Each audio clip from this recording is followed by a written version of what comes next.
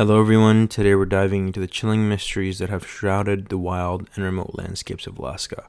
From unexplained vanishings to unsolved murders, the Last Frontier has witnessed some of the most perplexing cases that have continued to baffle investigators. In my previous video, if you guys haven't checked it out, was called Dark Secrets of Oregon.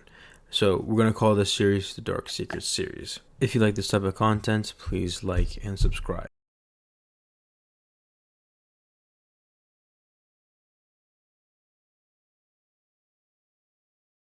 Our first disappearance is about Aaron Sorensen.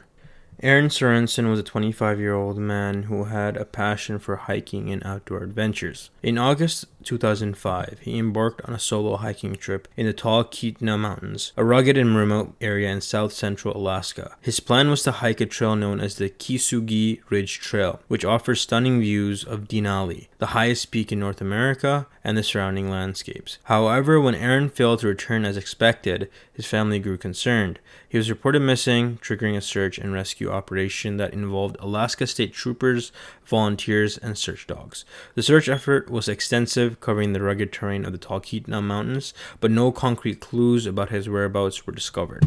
The search efforts involved helicopters, ground teams, and even thermal imaging technology. Aaron's trail still went cold. The challenging and unpredictable conditions of the Alaskan wilderness, including steep terrain, dense vegetation, and rapidly changing weather, made the search particularly difficult. The case of Aaron Sorensen's disappearance is marked by numerous unanswered questions. There were no signs of foul play or any indications of an accident along the trail. This had led to speculation about what might have happened to him. Some theories include the possibility of getting lost due to the challenging weather conditions, encountering wildlife, or even voluntarily leaving his former life behind.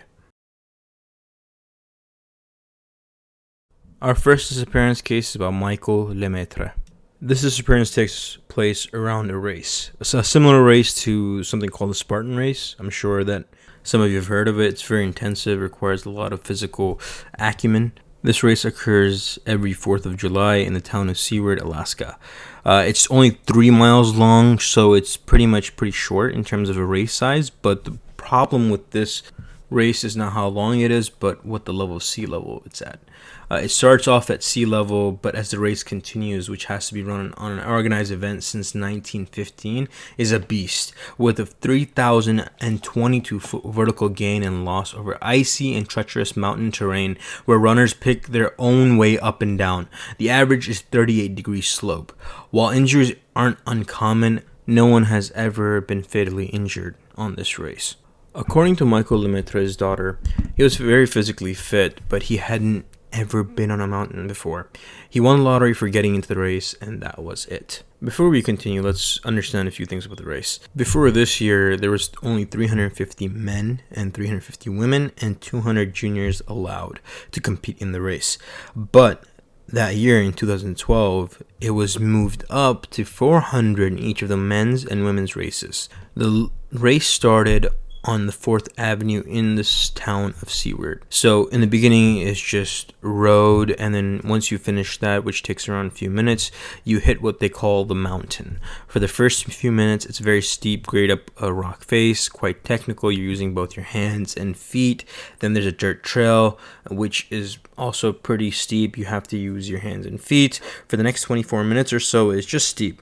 You're gonna go on this trail in the trees and brush. Once you get to the halfway point, there's no more brush. It's just exposed rock and loose shale. There's no designated trail, so the racer must pick their own path. When you get to the top, there's a grassy area where a big rock in the middle that you go around and then follow a path down that mountain. The descent of the mountain is the fastest part of the whole run. It can be done under 5 or 6 minutes, but because of that, this is where the most accidents happen. The race started and everything went as normal. People started climbing the mountain, and then one by one, people started reaching the halfway point and the summit of the whole mountain and then heading their way back down. Around 6 o'clock p.m., the organizers that are at the top with water and supplies and giving directions started to pack up.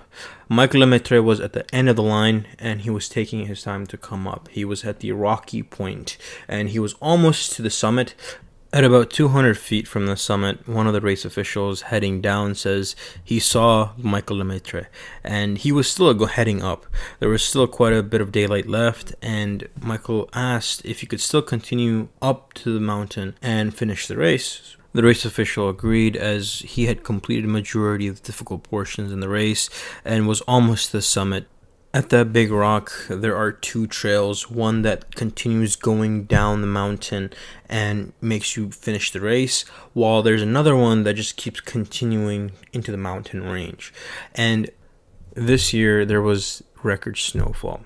So the whole idea of turning around that rock and coming down that face, the reason why it's so quick is you need to just sit down with your hands behind your back and allow the snow to just let you slide down that face of the mountain. Even though it's not the same face that they climb up, it takes them into a creek bed, which then they can get up to and finish the race.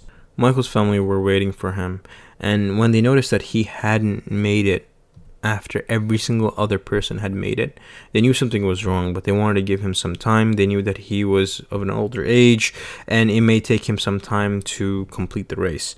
As the time went on, they got more and more anxious. At around 8 p.m. Alaskan time, they couldn't wait any longer. They informed the authorities. By 9 p.m., a search was in full force. Over the next several days, the search parties grew to almost 70 people, according to Seaward Fire Chief David Squires, and including helicopters, technically trained volunteers from the Alaska Mountain Rescue Group, dogs, and support from the Alaska Air National Guard, but crews found no sign of LeMaitre. On July 7th, with no progress made and resources dwindling, search efforts were scaled back. According to Squires, some operations continued until July 15th. The search effort was called off that day by the family and the fire department due to deteriorating weather and mountain conditions. To this day, Michael LeMaitre has not been found. Our last case is about Sophie Sergie. Sophie was a 20-year-old indigenous Yupik woman who lived in the Pitkas Point, a small village in Alaska. The bright academic had big dreams of becoming a marine biologist and won herself a full scholarship to the University of Alaska Fairbanks, which was 500 miles away. 2 years into her studies, she moved home to save money for corrective jaw surgery. Sophie planned to return in the fall of 1993, but she would be dead before summer. On Friday, April 23, 1993, Sophie flew to Fairbanks for a dentist appointment. She stayed with her friends, Shirley Wasuli, on the second floor of Bartlett Hall, which was an 8-floor dorm at the University of Alaska. That coming Sunday, Sophie and her friends went out to go watch a movie, and then followed by a drive around the city. Then from there, they returned to Shirley's dorm room just after midnight and ordered a pizza with Shirley and her boyfriend, Noah. At 1:30 a.m., Sophie decided to go to the restroom for a smoke. At that time, Shirley and her boyfriend decided that they would go back to her boyfriend's dorm room and spend the night. Sophie wasn't back yet, so Shirley decided to write a note and leave it on her dorm room. When she came back the next morning at around 9 a.m., she noticed that the note hadn't been touched, nor was Sophie in the room. At 2:42 p.m., a custodian made a grim discovery while cleaning the second floor women's bathroom. Inside a tub was the bloodied body of a woman, whose last moments were nothing short of excruciating. She had been stabbed twice in her left eye and once on her cheek. Her pants and underwear were pulled down past her knees, and her sweater was pushed up to her neck, with one breast exposed. Underneath the woman's body was a cigarette lighter. Investigators questioned every student living in Bartlett Hall to determine both a woman's identity and the monster who had subjugated her to such a cruel and violent end. When Shirley mentioned that her friend was missing, they took a look at Sophie's ID, and it matched. The investigators called for an autopsy. The autopsy determined that Sophie's death was even more barbaric than it had first appeared. She was sexually assaulted and shot in the back of the head with a .22 caliber revolver. Stab wounds to her left eye were inflicted while she was still alive. Sperm was collected from Sophie's body, and it was entered into the national database. Unfortunately for investigators, due to the not so enhanced forensic technology as it was in the past, they couldn't get a match. So Sophie's case officially became cold in 2003. At the same time, there were two students that were staying at Bartlett Hall. Their names were Nicholas Dazer and Stephen Downs. Nicholas was a security guard for the dorm. He was questioned by police, and he told them that he was not in that part of the dorm when the brutal murder occurred.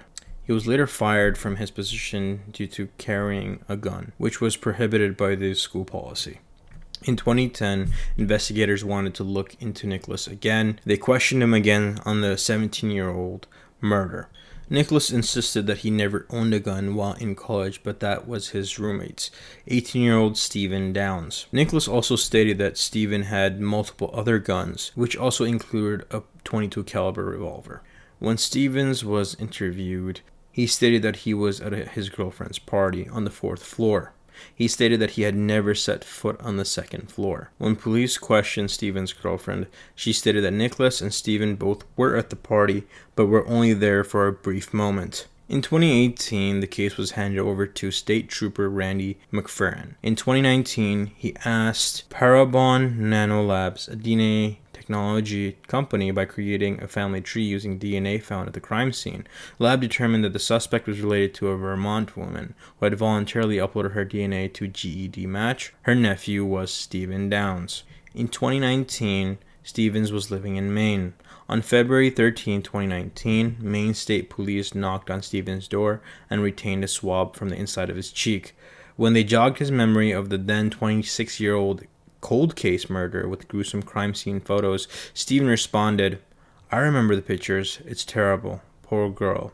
Less than 24 hours later, Stephen was arrested and charged with sexual assault and murder in the 1st degree. His DNA was a match. Stephen was convicted and sentenced to 75 years in prison.